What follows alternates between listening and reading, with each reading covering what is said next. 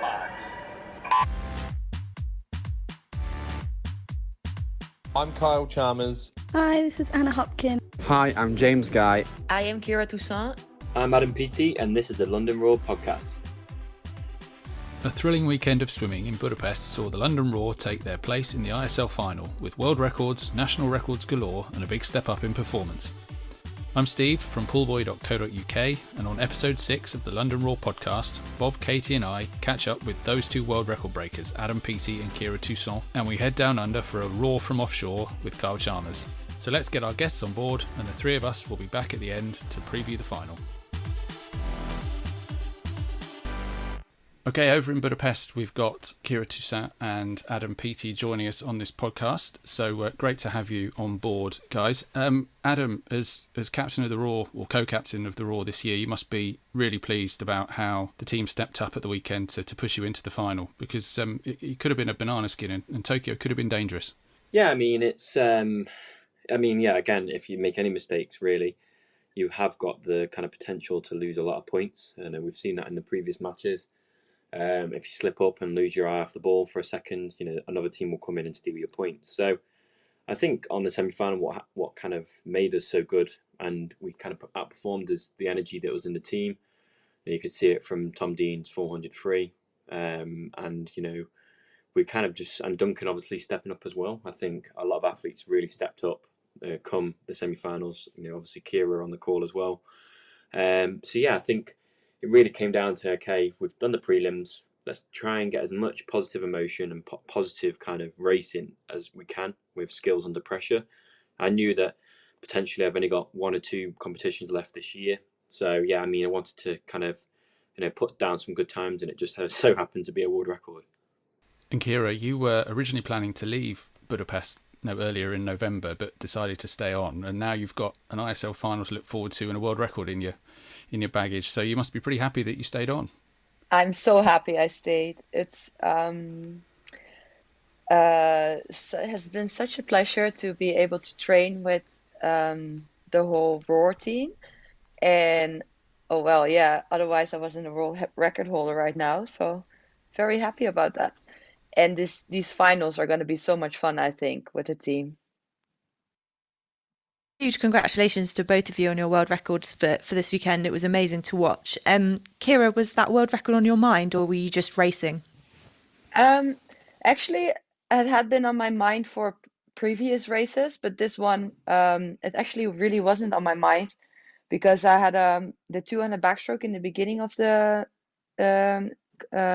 beginning of the meet, and the 200 backstroke it was okay, but it was not my best race ever. It hurt a lot, and I was like, oh well, I'm just gonna prepare as best as I can for this 50, just stay relaxed, and then I don't know, and then it happened. So I wasn't really expecting it at all on that day particularly.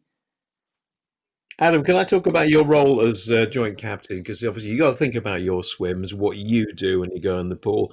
What kind of influence do you have on other people in the team, and how do you see your role within that team? I'm not really too sure how people see me. I think that's a very good skill to have that I haven't really conquered yet. But I think I'd like to come across as someone that's kind of confident in their own abilities, and someone who kind of generates positivity and kind of a professional attitude as well. I think, some of the best leaders in the world, they lead by example. So, why would I change that role for a captain of a team? So for me, it's kind of leading by example. I knew from day one I had to be pretty much on form to a 2:03.0 in the 200, obviously a 25.5 in the 50 in the 50, and then a 54.8 in the relay. So I think I couldn't have done any better that day. I really stepped up compared to my previous performances. But I think obviously once a team saw that people are on form for the semi-final, you kind of got nowhere to hide anyway. So you might as well go out there and go get it. And I think obviously that inspired a lot of people to swim faster. And having had those great swims on day one, did you have an inkling that the 100 world record was a possibility, or was all your focus just on winning the race? I knew that it could potentially be a world record race, but After you go 54.8, I was like, you know what, that's world record pace, but it kind of means nothing because it's in a relay and it's different kind of factors. And obviously you've got the relay takeover as well. So I was like, you know what, I'll do really well to get onto that world record, and obviously I got it by 0.12. But yeah, I mean, I never went in with the intention of going, I've got to break the world record today. I just made sure my preparation and my my strategy and my power and my strength, and I was doing everything pretty much spot on in the lead up to breaking that world record. But it was really about the race. I'm absolutely delighted you're doing the 200 again. I know it's kind of expediency, the reasons you're doing it, but I remember we're talking long course here, how close you came to that Barcelona team on the 200, and then you kind of took it out of the bag and put it to one side. And I thought, do you know what? I know he's still got great 200s in him, but short course is quite challenging, even more so, isn't it, on the 200? I think less challenging in the sense of my strengths, because it's a little bit easier to swim faster short course because obviously you've got the walls. So if you've got good walls, then you can obviously swim faster. But it's also, it's still a very hard event. You still feel the same pain as you do long course. But yeah, I mean, I'm having fun because it's out of my comfort zone. I'm not used to swimming, fast in season, but also I'm not really used to swimming fast in the 200. So to get I think the British record, I don't even know what the British record is for the 200, but, I don't think I'm too far off. It's probably like 1.5 or 2 seconds, but, in the terms of a 200, that's, 4 walls, which you can just pretty much make faster. So on the 200, I'd like to get a 202 by the time I leave. But again, that's got to be a kind of perfect execution of race for me. And then I might just play around with it long course. But the best thing about ISL is that you do it once. You don't have to do it 3 times to get to a final. And I think that's where my weakness would be, that I've got to swim a heat, then a semi, then a final of the 200, and then obviously you've got the 100 and the 50 as well in the championships, or in the Olympics you've got the 100, the mixed relay, then you've got the relay as well. So it's a very, very stacked kind of race schedule. You both just had a massive weekend, both individually and for the team. How do you put that behind you and then start preparing for a final, which is obviously going to be really, really competitive? I think the first important thing was to take a little mental break. So we all took the whole Monday off to just not think about swimming for a day and to get re-energized. And I think for me that was really nice to just do other things, and it gave me fresh energy to start back up on Tuesday again. Yeah, for me, again, if you have a good swim or a bad swim, Mel says, don't get lost in the lows and don't get lost in the highs. So for me, it's okay, how do I kind of enjoy this moment, but also, kind of relax? So obviously when Monday came around, I did nothing. I just completely took the day off, and then Tuesday started back up, and then obviously it's Wednesday today. So it's kind of onto the next one kind of attitude, that you don't really debrief yourself. You'll obviously look at your turns, look at your underwaters, but for me, I'm still on the go. So yeah, it's just a quick turnaround, I guess. Kira, lots of people on social media have commented to me or have made observations about your top arm pull out on your turns, which I think is a Tennessee thing. What's the story behind that? Yes, it is something I learned at the University of Tennessee in 2015.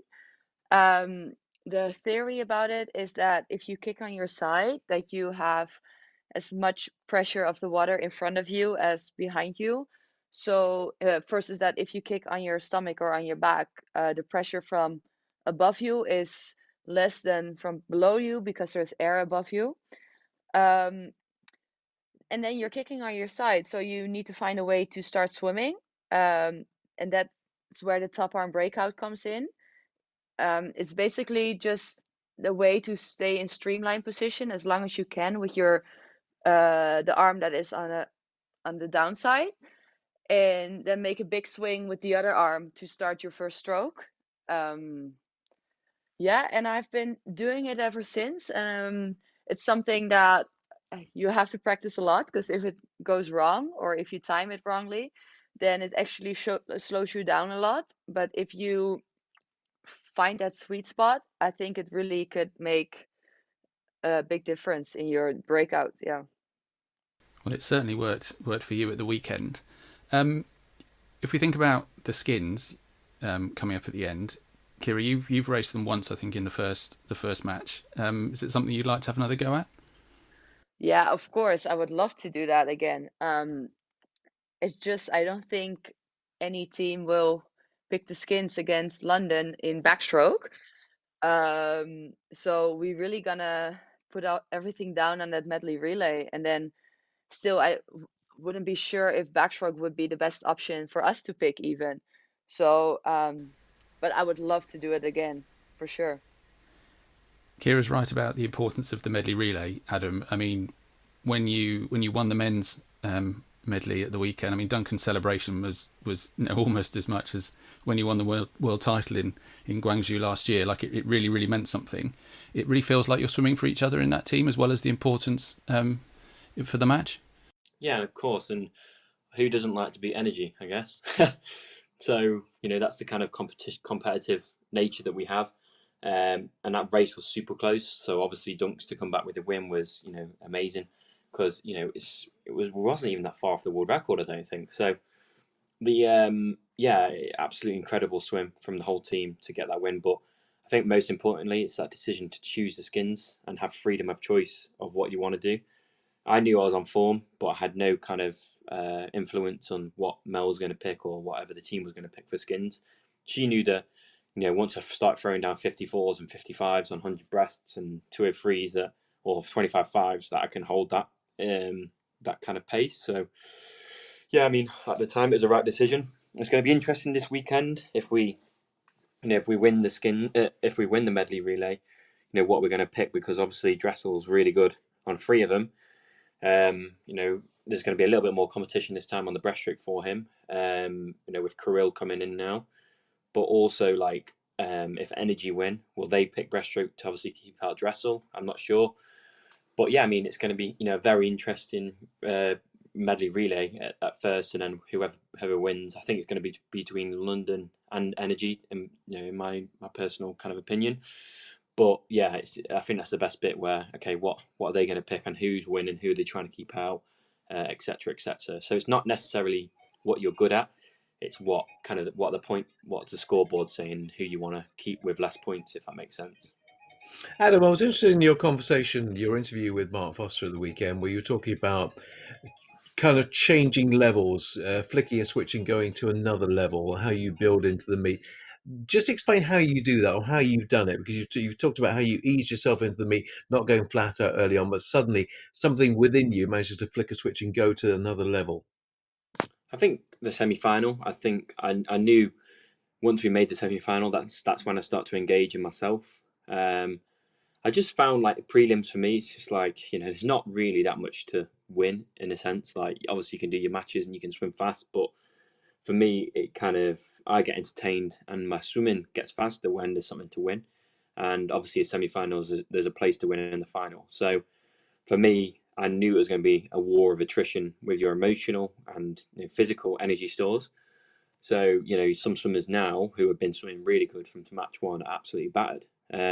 So, it's almost impossible to keep going on the trot for 6 weeks back to back. You need to get some training in. You need to lift. So that's the kind of strategy we had, that we're going to do it for the first 4 matches. Train, lift, do what I need to do. Not too intense, but not too easy. And then on the 4th match, depending if I wanted to do it, which I didn't because, I was tired, Mel gave me that opportunity just to rest. And then obviously it paid off for the semi-final. So again, it's all about tactics and, skill and how well you know your body. Kira, with the semi-final now done, and the first time you've swum against Energy, you've raced all of your main competitors in the ISL. Are you relishing taking them on again? Who are you most looking forward to racing?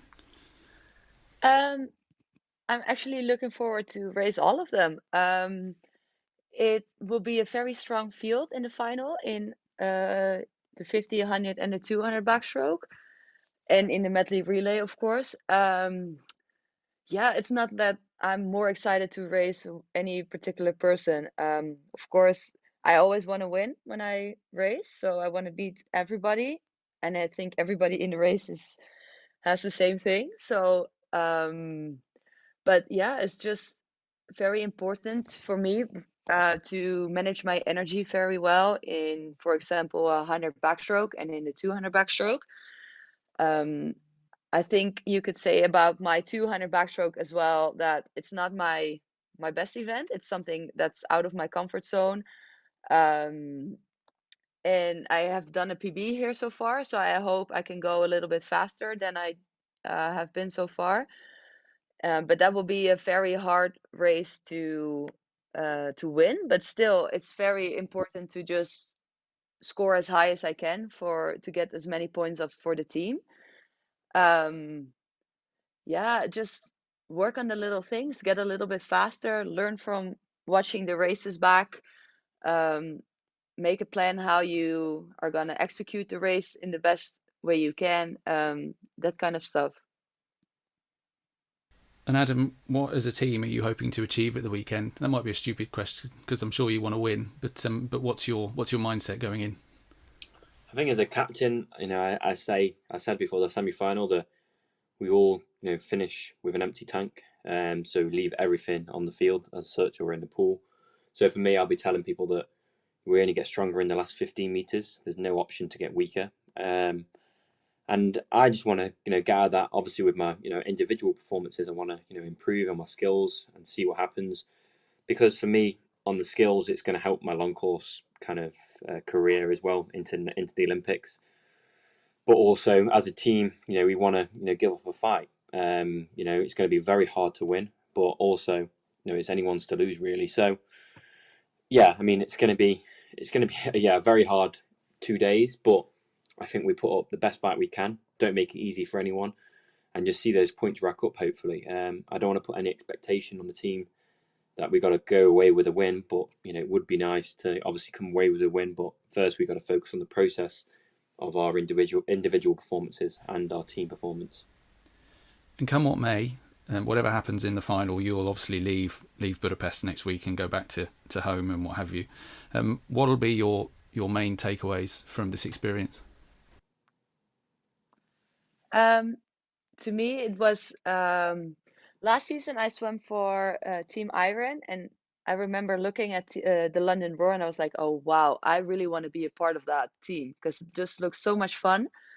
And that was my experience here as well. It was so much fun to meet different people, to make friends here. That would be my biggest takeaway. Like, I learned from so many different people in the world. I got to, for example, I'm training with the training group of Adam, and it was really nice to get to know him, to get to know you in the last couple of weeks. And I think that's the biggest part of it. Like, learn from each other, learn from all different people from different places in the world. And yeah, if you get together, I think a lot of special things can happen. And that made it so special, I think, these last 6 weeks, 5 weeks. And Adam, I'm sure you're keen to get home and see your son. Is there anything you'll miss, though, from being in Budapest? I'm sure you won't miss continual COVID-19 tests. I think obviously the team vibe, there's going to be obviously a bit of ISL blues for us. But yeah, I'm looking forward to getting home. I'm going to treat this race as, kind of one last, we call it one more for the Roar. We've been saying that for about 6 weeks. But, for me, I want to, leave here exactly how I came out here to leave. I wanted to learn. I wanted to, grow as an athlete, grow as a person. And it was tough. It was very tough, especially those first few weeks where I got ill. That threw me off a little bit. And then it was kind of going into that next match, knew I wasn't well, but I still had to perform for the team. And that was my decision that I wanted to do that. So, yeah, I mean, there has been instances where, I haven't enjoyed it and, I wanted to go home. But, for me, it's all about the end picture. And, when I came out, I was like, I want to, not waste this opportunity. And, I want to make sure this time I'm away from my family that I'm either learning or performing or both, or, I'm getting the best kind of, I can get the best kind of opportunity I can get out of ISL. And I think I've done that so far. I just need to, do one more and see where we're at and, hopefully go into a nice long course season. Fantastic. Right. Well, it's clear that you've both enjoyed being part of the Roar this season. We want to kind of play a little game with you and find out how well you have got to know your teammates. Now, Kira, we know that your mum Yolanda was Olympic champion in backstroke back in LA, I think. Yes. And there will be lots of triathletes and open water swimmers who'll know your dad Hoob, who with his eponymous wetsuits. So that got us thinking about what other swimming ancestry or sporting legacies there might be within the Roar. So we've had a bit of a dig, and we found some facts about your teammates, and we've added a few of our own. So we're going to play our game, which we've called brilliantly Lion or Lying. And all you've got to do is tell us whether the facts that Katie is going to give to you are true or false. Okay, so you've got a 50-50 chance, just a bit of fun, and we'll see whether you can beat Katie in this match. Are you ready, Katie? I am ready. Okay, let's kick it off then with fact number 1. Fact number 1. Not only is Kirill Prigoda's dad a 4-time Olympic medalist, but his mum took home the gold medal over 200 breaststroke in the 1991 World Championships in Perth, and his uncle was only denied an Olympic place by the 1984 Soviet boycott. Is that true or false? True. I think so too. You're saying true? That's right. I mean, Very good. He couldn't do That's anything else impressive. but be a swimmer, could he, really? Right, Katie, question number 2. Question number 2. The Roar's Amy Wilmot raced the 400 IM at the London Olympics on the 28th of July 2012, almost 28 years to the day that her dad Stuart raced the same event at the Los Angeles Games. Is that true or false? True. No idea. You're saying true, Kira? Yes. You happy with that, Adam? Yep. 2 out of 2. Very impressive. Right, Katie, let's get on to number 3. Question 3.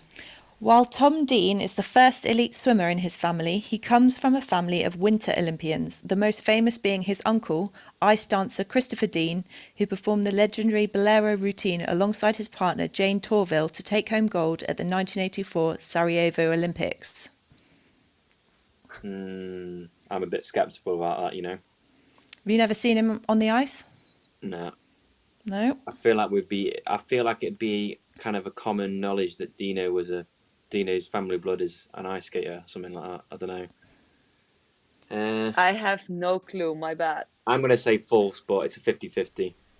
Well, it is 50-50, but you're saying false. But you're right. Very good. Yeah, boy. Right, not to put any pressure on you or anything, but we had Alia and Annie on a couple of episodes ago. They got 5 out of 5 on this, so do you think you can get to the top of the leaderboard? Let's see. Katie, question number 4. Number 4. Offshore Roar member Emma McKeon isn't the only member of her family to make an Olympic team. Her brother, dad and uncle are also Olympians, with her uncle bringing home a bronze in 1984 in the 400 IM. Yeah, that's Rob. That's true. That's true, yeah. Very good. Rob Woodhouse, general manager, is that medal winner. 4 out of 4, last one. Last one. Okay. Question 5. In line with South America's reputation for excellent horsemanship, Guido's grandfather represented Brazil in the dressage and show jumping events at the 1952 Helsinki Olympics, where he and his horse, Bearded Wonder, brought home a bronze medal. Oh wow. God. I mean, I don't think you can make that up. I'd say true then. You think true? Nothing suspicious about the horse's name, do you think? What was the horse's name? Bearded Wonder. Don't lead the witness now, Steve. Come on. No, I don't know. I'll say true. Okay. I guess false, but I don't know. Bearded Wonder? Yeah, it's a good name. I'd call my horse that. I think Guido'd call his horse that too. Okay, I guess I go with Adam. True. I'm afraid not. Bearded Wonder? He'd have to have shaved his horse now, obviously. But no, a 4 out of 5. I think a very creditable performance, and we'll call that a win. Very A good. win for you over Katie. So thank you for that. We will call that a day then and say thank you very much again for your time. Really appreciated hearing from you, and we'll wish you all the best for the final at the weekend. So go out there and have a great swim. Thank you. Thank you. The Roar From Offshore. Okay, let's cross over to Sydney, where Kyle Chalmers is joining us. Welcome back to the podcast, Kyle. Great semi-final matches at the weekend. What did you make of the Roar's match? Yeah, thanks for having me back on, mate. It's a pleasure. But mate, it was an incredible semi-final, to be honest with you. I think there was some amazing performances from the team. To see world records broken, obviously, not one but 2 world records, and obviously the first world record of the series on day 1 by Kira Toussaint was amazing, and then the King Adam Peaty to back it up day 2 and break another world record was fantastic. But I think we've just done such a great job of recruiting this year. We've got some amazing people like Alia Atkinson, Kira, obviously I spoke about, Tom Dean, Freya Anderson. These guys that we've picked up who have just come in and done such an amazing job, and are hopefully going to be around on the Raw next year when I'm back on the team. And I think we have a really, really strong team moving forward. But they did their job on the weekend. Obviously made it through to the final, and I do think that some of the matchups are going to be a lot easier for some in the finals. So I'm expecting some big point scoring. So it's exciting to sit back and watch. That's for sure. It does feel like Mel had spoken about building week by week. We've spoken to a number of the team through, and they've always talked about just getting better match by match. And it really felt like there was a big step up in performance in that semi-final. Did you see it that way? Yeah, I did definitely. I think it seemed obviously Peaty had his week off the week before, and a few of the guys have definitely tapered up a little bit and shaved, and that semi-final was really amazing. And to obviously make it back to the final where we were last year's great, and it just shows that the team is really bonded together. And I'm still in the group chat, so I'm seeing all the team guys getting around each other and doing things to, I guess, grow that camaraderie. And it's really showing in the pool that they are a close team, and they're swimming for each other and swimming for the London Raw. So to be a part of the team still from afar, it's definitely very special, and I can't wait to rejoin in next year. And I hope they can get the job done this weekend. And Kyle, I'm seeing some people kind of calling the order of the final already. I certainly don't see that it's set in stone, and I think the Roar are going to keep building. Where do you think we can make the difference when it comes to the final? I think our relays are a really crucial part. We got to make sure that we're right up there. It's not about getting first. It's about having both teams right up there in the rankings, obviously, to get the most points. So I think our relays are definitely an area where we can strengthen going into the final. But I think everyone's going to lift. It's a final of the ISL. It's the last short course racing for the year, and it's potentially the last time these guys will get to race for the year, and who knows when we'll get to race again. So I know that everyone will naturally lift going into a final, and everyone has to do their job. And I think that's the greatest thing about ISL. It's not necessarily about individual performance. It's about team performance and doing it for your team. And I'm really excited to see who gets selected in what events, and how they go about making it and putting our best possible, strongest team in for the final. You mentioned the recruitment that's gone on this year. What's your view of the newcomers to the Raw? I mean, is there anyone in there that you've loved watching particularly? I think the girls. I think Kira's been amazing. She's been an incredible performer, obviously, to break a world record, but she's just won so many races throughout the season. So that's been fantastic. And Alia Atkinson, you see her commenting in the group chat. She seems like a team leader and has really made a smooth transition into the Raw's team. And so watching her race and perform so well is also fantastic. But there's so many. Obviously, Tom Dean, that 400 freestyle he did on the weekend to beat Danis was incredible. And Freya Anderson's been so good. And it's good to see Marius Kush swimming in the London Raw cap. And the list goes on. Rob has done such a fantastic job at recruiting in areas that we did need to strengthen. And obviously the Aussie part of the team not being there means that some guys have had to stand up. And we're very, very lucky that I think we do have such a great deep team, and we add the Aussies back in, and I think we've definitely got the best team on paper. So they've done such a good job of getting to this point without the Australians there this year, and hopefully we can fight for our positions again next year and get back on there. But it's going to be definitely a hard decision for Rob to make, because he's got so many great athletes who want to swim for him and swim for the Roar. I was going to say, are you worried about getting your place back?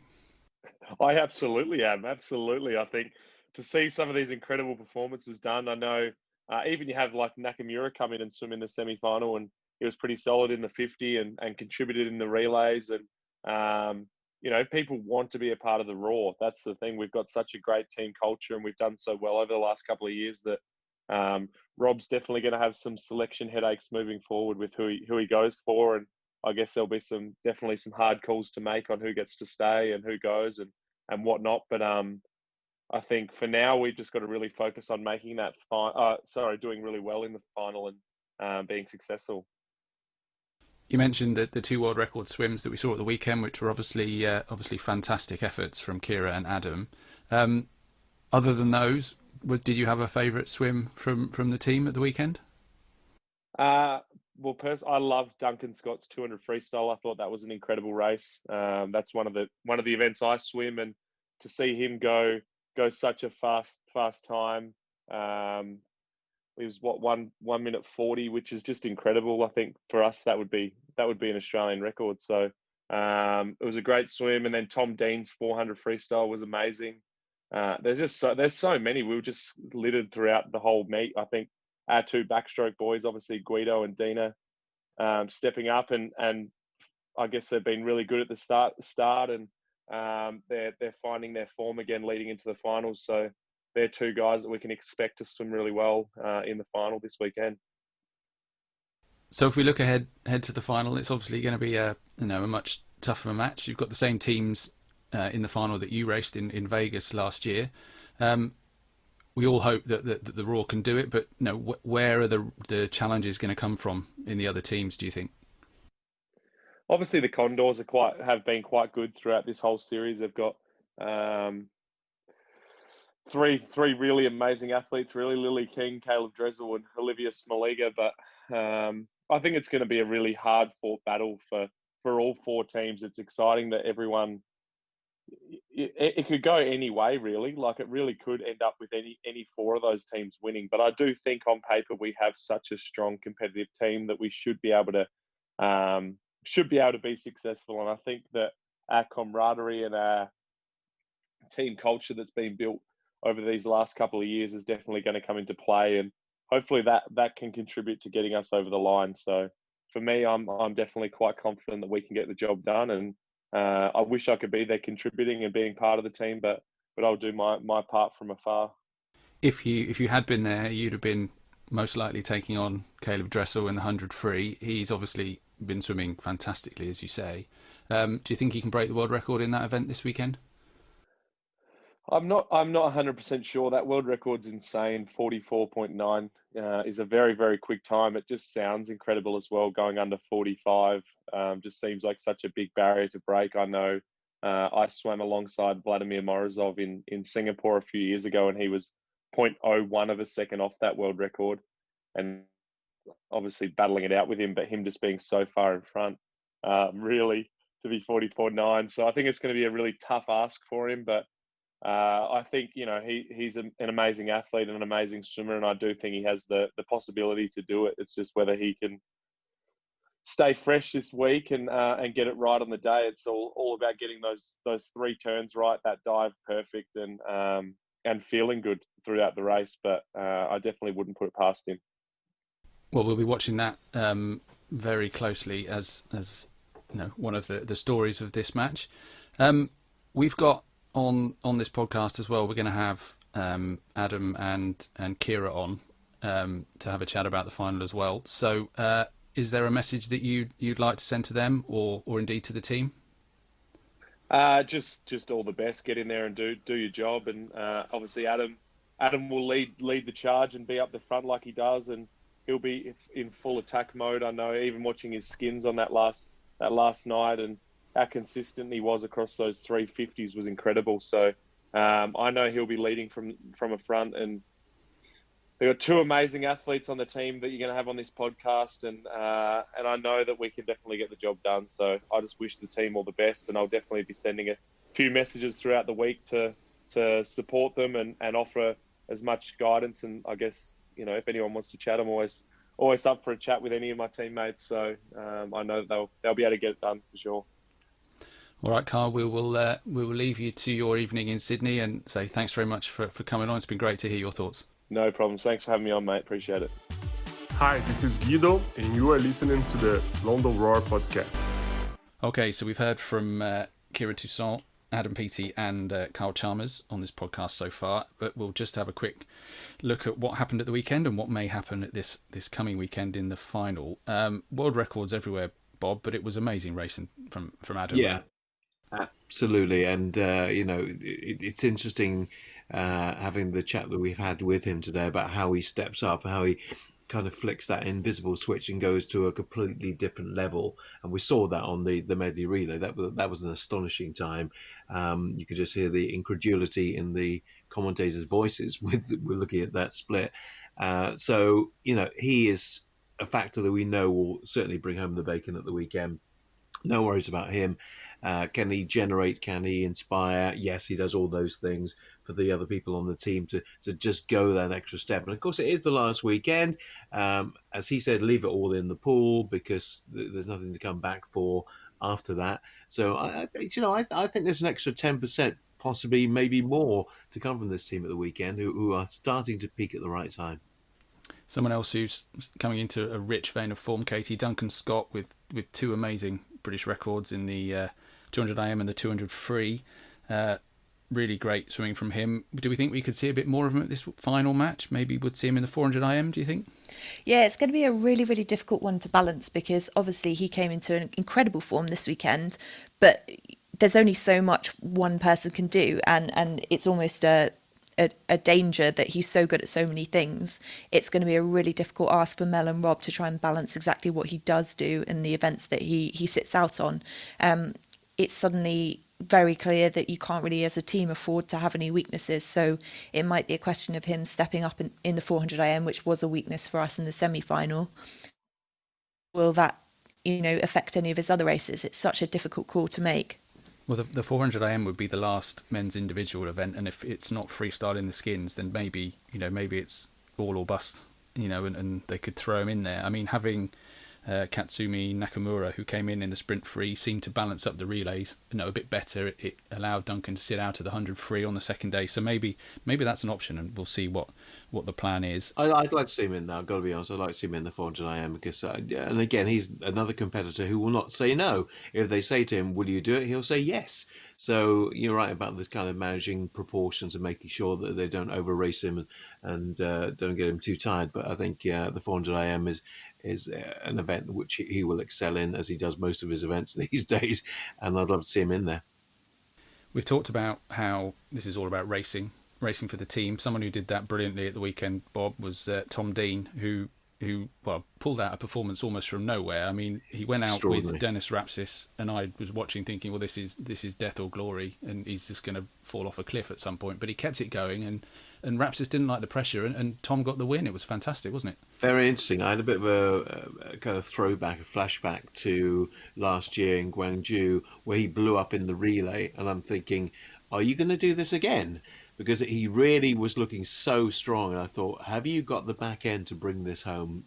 And the relay, you looked great for 150 meters, and the last 50 you kind of died away. But if anything, I thought he was getting stronger. I'm thinking, what an extraordinary swim that was, and he's capable of that. He is a very, very talented swimmer with a great load of potential still to come, and that to me was the mark of what I wanted to see from him and thought he was capable of doing. But against somebody like Rapsis, who made him look very much second rate, that was, of all the London Roar performances, I think, that I've seen recently, the most extraordinary. Well, he'll probably get another chance to challenge himself against Dennis Rapsis at the weekend as well. Adam also made reference to it, and we've spoken about it before, the importance of picking up points everywhere. And with the field thinning as the final comes around and some of the teams have gone home, someone like Sydney Pickram, Katie, could really be a big difference for London, because she goes in, the top ranked remaining swimmer in the 200 and the 400 IM. She's in amazing form. Broke her Canadian record in the 400 IM again at the weekend. So there's a big chance for maybe some jackpots or some big points from her this weekend. Yeah, I think so. And I think this seems to be, so far, one of the things that London Roar have done really well in terms of what they've always talked about is building through the series. And I'm not sure that all teams have done that. So, I mean, I'm hoping that we can pull out something, even bigger this weekend with a bit more rest. It's, I suppose, in a way, has become slightly more predictable. There aren't that many cards that we haven't seen now, so we can look at who's been swimming what events from the remaining 4 teams. We can look at who's coming into form, and we can probably take some confidence in events like the IMs, where Sydney's really, really come into form and being so strong, and perhaps play around with the weaknesses more. And, balancing the team, we've said it several times, relies on people being able to fill in gaps and swim events maybe they don't like doing. One of the quiet heroes, if you like, of the women's team in particular has been Amy Wilmot, who we've seen swimming 400 free, 200 fly, 200 back, sprint relays, all sorts of things. But people who are versatile like that really make a difference to a team as well, Katie. Yeah, and initially I thought we need a Hayley Flickinger or a Melanie Margulis, who are 2 of the US girls who just seem to be able to turn their hand to any events. But it turns out we've actually got one. We've got Amy Wilmot, who has been popping up all over the place. She's been putting in really, really decent swims. They might not be wins, but she is taking home kind of top 3 or top 4 places in events that, we're not used to seeing her swim, which is such a great asset to have on our team. And the relays, Bob, will be important once again this weekend. We've talked about the medley, but the other relays, I mean, the mixed freestyle relay won at the weekend for the first time. Anna Hopkin, who is really focused in on the relays now. We're not really seeing her individually, but she is absolutely flying in the relays. Well, when you've got Anna and Freya, you really fancy your chances, don't you? Because Anna's flying and Freya most certainly is too. So Freya's looking fantastic right now. And with that combination, with those two going flat out and improving with every single weekend, they are 2 bankers from our point of view when it comes to the relay. So that gives our 4x1 and indeed our medley relay a much better chance and a much more cohesive look, I think. And what are you looking forward to seeing most this weekend, Bob, do you think? All of it, to be absolutely honest. I want to see whether Adam can potentially break the 50 record. I think there's every likelihood the way he's been swimming that the 50 might go, and he might well improve on that 100 as well.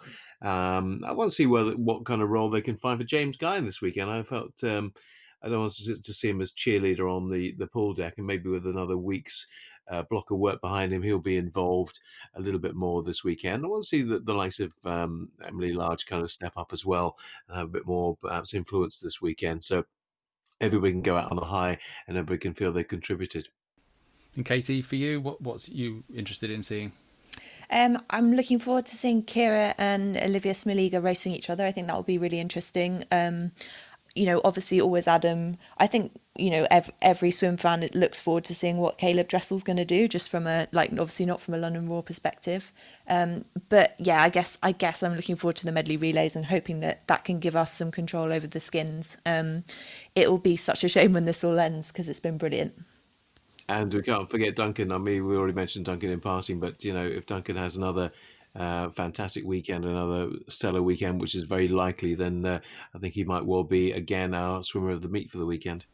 Well, lots of fantastic racing in prospect in this final coming up, and we hope very much that Roar can do the job. A quick mention in dispatches for our adopted second team, the New York Breakers. They go home this weekend after their semi-final, but a British record in there for Molly Renshaw, Bob, in the 100 breaststroke, and she's been one of many British swimmers on that squad who've swum well this season.